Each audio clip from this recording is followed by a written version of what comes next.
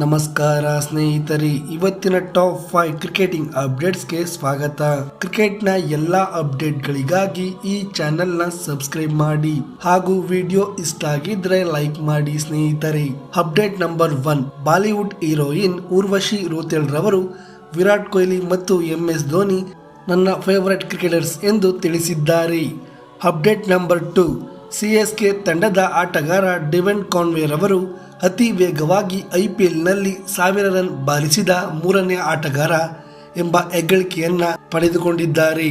Update number 3, GT ಹಾಗೂ RR ಪಂದ್ಯದಲ್ಲಿ ಮೊದಲು ಬ್ಯಾಟಿಂಗ್ ಮಾಡಿದ GT ತಂಡ 217 ರನ್ ಬಾರಿಸಿತು. ಈ ಗುರಿಯನ್ನ ಚೇಸ್ ಮಾಡಲು ಬಂದ RR ತಂಡ 159 ರನ್ಗಳಿಗೆ ಆಲ್ಔಟ್ ಆಗುವ ಮೂಲಕ 59 ರನ್ಗಳ ಅಂತರದಿಂದ GT ತಂಡ ಗೆದ್ದು ಬೀಗಿದೆ.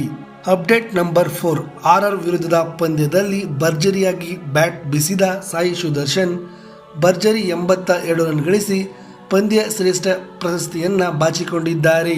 ಅಪ್ಡೇಟ್ ನಂಬರ್ 5, ಇಂದು ಬೆಂಗಳೂರಿನ ಚಿನ್ನಸ್ವಾಮಿ ಕ್ರೀಡಾಂಗಣದಲ್ಲಿ RCB ಹಾಗೂ DC ಪಂದ್ಯಗಳು ನಡೆಯುತ್ತಿದ್ದು ಇದು ಹೈ ವೋಲ್ಟೇಜ್ ಪಂದ್ಯವಾಗಿ ಆಗಲಿದೆ.